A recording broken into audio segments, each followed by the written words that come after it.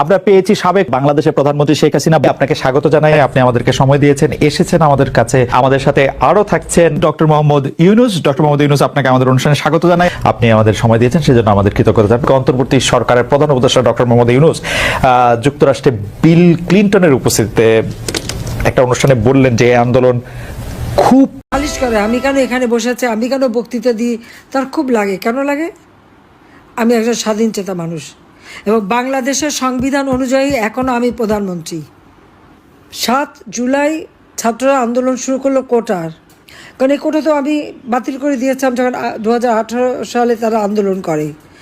High court একটা রায় দিয়েছে, সঙ্গে সঙ্গে সরকারের পক্ষ থেকে, আমাদের পক্ষ থেকে আমরা হাইকোর্টে সেটা আপিল করে স্থগিত করে দিই। আসলে কোটা বলে তো কিছুই নাই।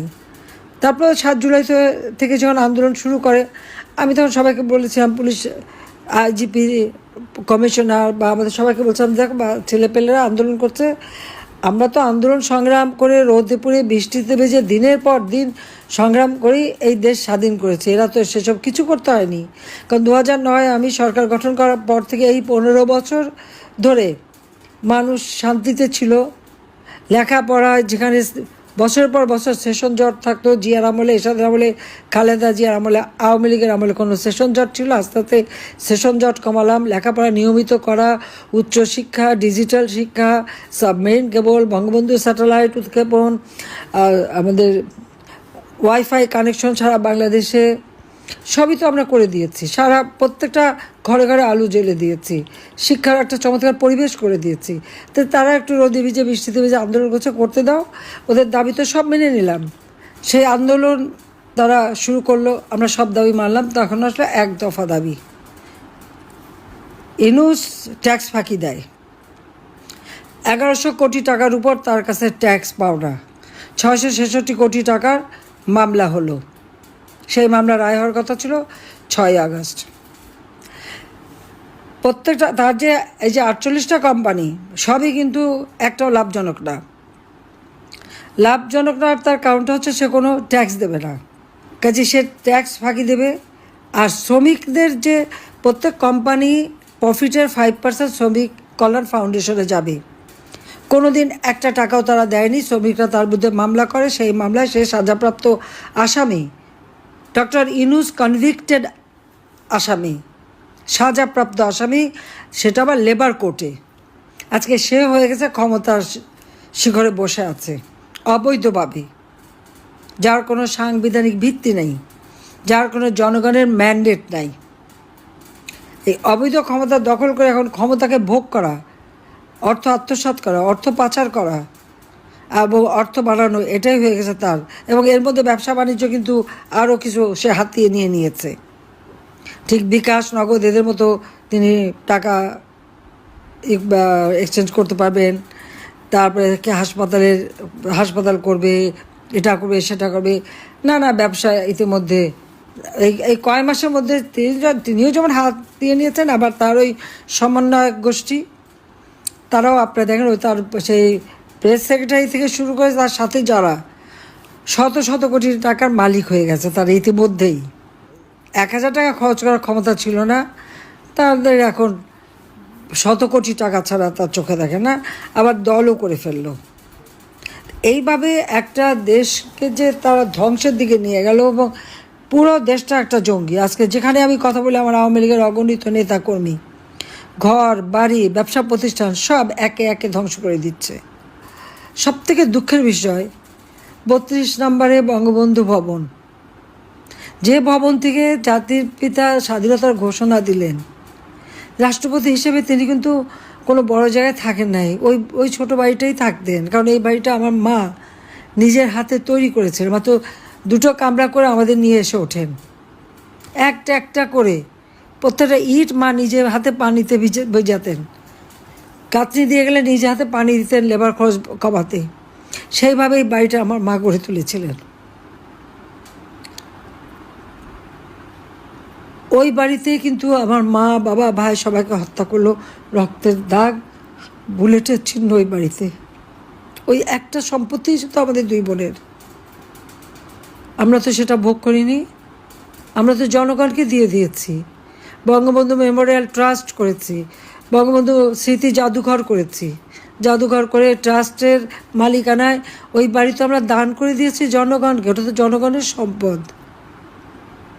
প্রথমে আগুন দেওয়া, তারপরে হাতুড়ি দিয়ে দিয়ে মারা এবং বুলডোজার দিয়ে সেই বাড়িটাকেও তারা ভেঙে দিল। সেই স্মৃতিটুকু আমাদের বেঁচে থাকার একটু স্মৃতি ছিল।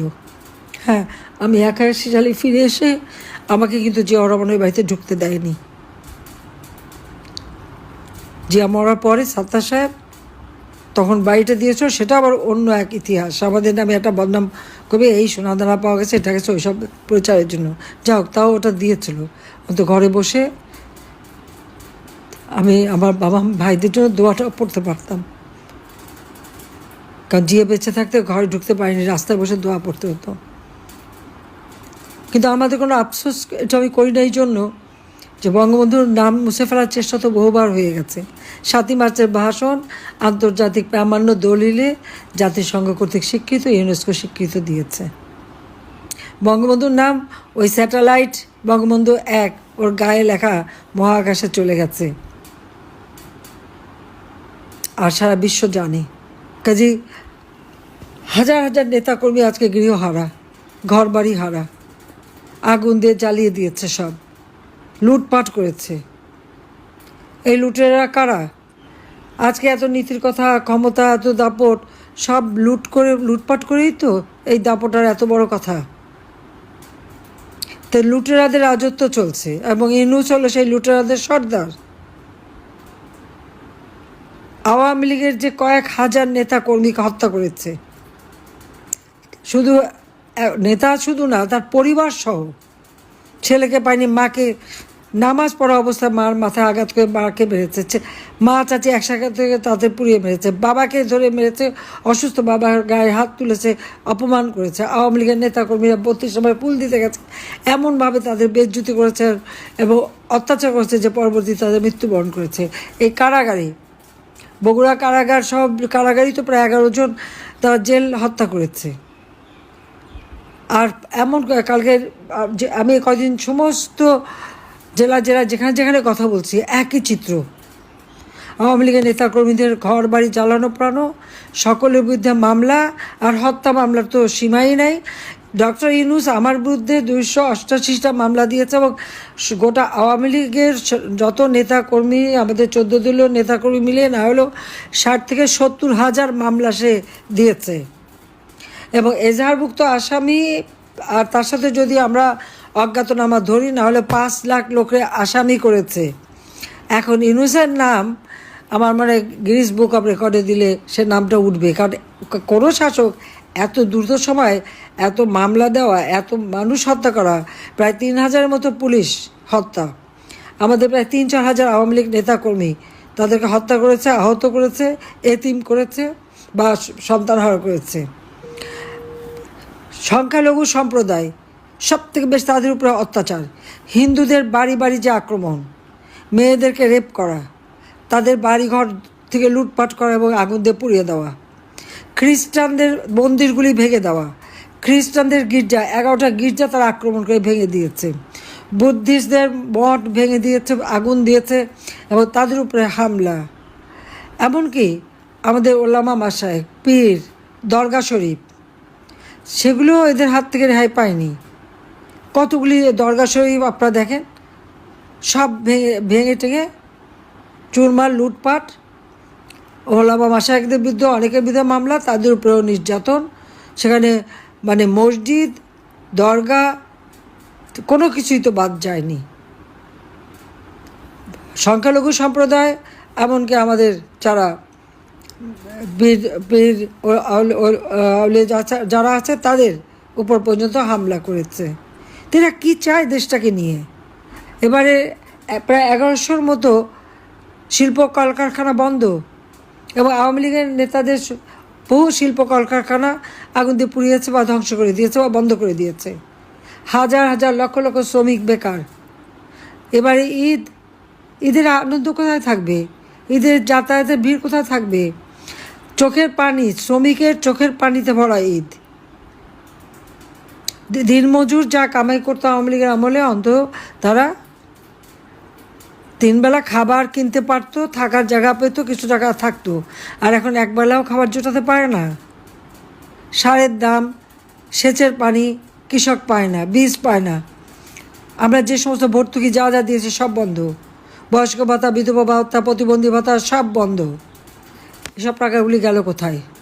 এক কোটি পরিবারের আমরা টিসিবির মাধ্যমে কার্ড দিয়েছি, মাত্র 30 টাকা কেজিতে চাল কিনতে পারবে। সেটাও ঠিকমতো দেয়নি, তাও নাম কেটে দিয়েছে। তা বাকি টাকা কোথায় গেল? তার জবাব ইউনূসকে দিতে হবে, তার ওই সমন্বয়কারীদের দিতে হবে।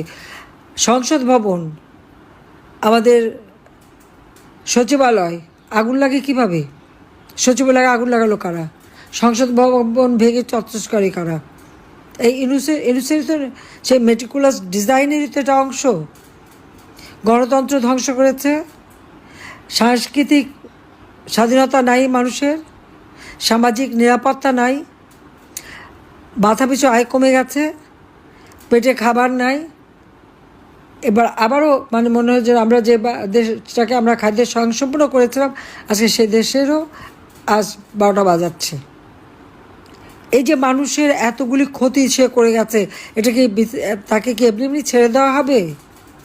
সে কি ভেবেছে কি? নালিশ করে আমি কেন এখানে বসে আছি, আমি কেন বক্তৃতা দিই, তার খুব লাগে। কেন লাগে? আমি একজন স্বাধীন চেতা মানুষ এবং বাংলাদেশের সংবিধান অনুযায়ী এখনও আমি প্রধানমন্ত্রী।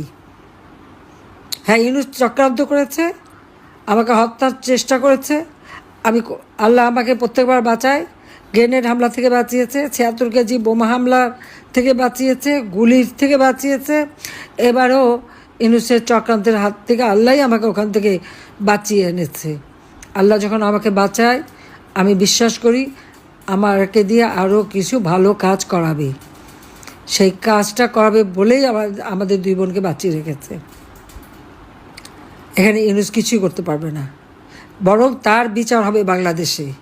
আর ওই যে লুটেরা, জঙ্গি, সন্ত্রাসী এবং তার ওই সমন্বয়কারী যারা এই সমস্ত আমাদের একটা আওয়ামী লীগ নেতাকর্মী সহ গ্রামের পর গ্রাম, জেলা উপজেলায় যেখানে যেখানে তার এজেন্ট আছে, সব জায়গায় আমি জানি। সে টাকা দিয়ে এজেন্ট রাখে, তাদের দিয়ে খোঁজ নেয় এবং তাদের দিয়ে এই ধ্বংসযজ্ঞ হত্যাকাণ্ড চালায়। আবার কেউ লুকিয়ে থাকলে ধরিয়ে দিলে তারপর পুরস্কারও দেয়। ইউনূসের সে ব্যবস্থাও আছে, সেটাও আমি জানি। তার চক্রান্ত আমি বহু আগে থেকে সবাইকে বলেছি, বিশ্বাস করেনি। যখন থেকে পদ্মা সেতুর টাকা সে বন্ধ করালো তখন থেকে আমি বলেছি। এবং তার দুর্নীতির বিরাট ক্ষতি আমার নিজের কাছেই আছে।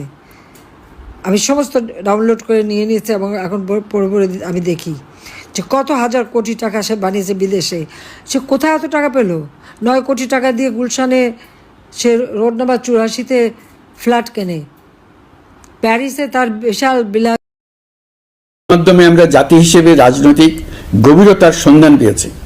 রাজনৈতিক ঐক্যে পৌঁছার জন্য ঐকমত্য কমিশনের সঙ্গে সকল দলের দলগত প্রস্তুতি, ঘন্টার পর ঘন্টা কমিশনের সঙ্গে ঐকান্তিক আলোচনা, জাতীয় লাইভ টেলিভিশনের সামনে সকল দলের ঐকমত্যে পৌঁছার একান্ত প্রয়াস আমাদের রাজনৈতিক ইতিহাসে স্মরণীয় হয়ে থাকবে। এই কমিশনের চেয়ারম্যান হিসেবে আমি সকল রাজনৈতিক দলের কাছে তাদের সীমাহীন ধৈর্য এবং কমিশনের প্রতি তাদের সহযোগিতা এবং সৌজন্য প্রকাশের জন্য জাতির পক্ষ থেকে ধন্যবাদ জানাচ্ছি। আশা করি আমাদের অসমাপ্ত কাজ সমাপ্ত করে শিগগিরই পূর্ণাঙ্গ জুলাই সনদ তৈরি করে জাতির জন্য একটা নতুন পথ নির্দেশনা রেখে যেতে পারব। এই কমিশনের অভিজ্ঞতার মাধ্যমে দেশের যে নতুন রাজনৈতিক সংস্কৃতি গড়ে ওঠার সম্ভাবনা দেখা দিয়েছে, আগামী নির্বাচনের মাধ্যমে যদি সেটা বিকাশমানভাবে স্থায়ী রূপ দিতে পারে, তাহলে আমরা ভবিষ্যতের সকল রাজনৈতিক সংকট মোকাবেলা করতে সক্ষম হব। সকল প্রস্তুতি সমাপ্ত করে দেশের সকল মানুষের, কিশোর কিশোরী, তরুণ তরুণী, ছাত্রছাত্রী, কৃষক, জেলে, গৃহিণী, দিনমজুর, শ্রমিক, ব্যবসায়ী, পেশাজীবী, শিল্পী সবাই মিলে চেষ্টা করে একটা সুন্দর নিখুঁত নির্বাচন আয়োজন করে নতুন বাংলাদেশের দৃঢ় ভিত্তি রচনা করব। প্রিয় দেশবাসী, আমি জানি আগামী জাতীয় নির্বাচন কখন হবে সে বিষয়ে সিদ্ধান্ত জানার জন্য রাজনৈতিক দল ও জনগণের মধ্যে বিপুল আগ্রহ রয়েছে। আমি বারবার বলেছি, এই নির্বাচন ডিসেম্বর থেকে আগামী বছরের জুনের মধ্যে অনুষ্ঠিত হবে। এই সময়ের মধ্যে দেশের নির্বাচন উপযোগী পরিবেশ সৃষ্টির জন্য যা যা করার দরকার সরকার তাই করছে। এখানে মনে রাখা জরুরি, বাংলাদেশ স্বাধীনতার পর থেকে যতবার গভীর সংকটে নিমজ্জিত হয়েছে তার সবগুলোরই প্রধান কারণ ছিল ত্রুটিপূর্ণ নির্বাচন। ত্রুটিপূর্ণ নির্বাচন প্রক্রিয়ায় বারবার ক্ষমতা কক্ষিগত করার মধ্য দিয়ে একটি রাজনৈতিক দল বর্বর ফ্যাসিস্টে পরিণত হয়েছিল। এই ধরনের নির্বাচন যারা আয়োজন করে তারা জাতির কাছে অপরাধী হিসেবে চিহ্নিত হয়ে যায়। এমন নির্বাচনের মধ্য দিয়ে যে দল ক্ষমতায় আসে তারাও জনগণের কাছে ঘৃণিত হয়ে থাকে। এই সরকারের একটি বড় দায়িত্ব হলো একটি পরিচ্ছন্ন, উৎসবমুখর, শান্তিপূর্ণ, বিপুলভাবে অংশগ্রহণের পরিবেশে একটি নির্বাচন অনুষ্ঠান করা, এমন একটি নির্বাচন আয়োজন করা যাতে করে দেশ ভবিষ্যতে নতুন সংকটে না পড়ে। এই জন্য সবচেয়ে বেশি গুরুত্বপূর্ণ হলো প্রাতিষ্ঠানিক সংস্কার। যেই প্রতিষ্ঠানগুলো নির্বাচনের সঙ্গে সরাসরি জড়িত সেগুলোতে যদি সুশাসন নিশ্চিত করা না যায় তাহলে ছাত্র জনতার সকল আত্মত্যাগ বিফলে যাবে। সংস্কার, বিচার, নির্বাচন এই তিনটি ম্যান্ডেটের ভিত্তিতে আমরা দায়িত্ব গ্রহণ করেছিলাম। সেই বিবেচনায় আগামী রোজার ঈদের মধ্যে সংস্কার ও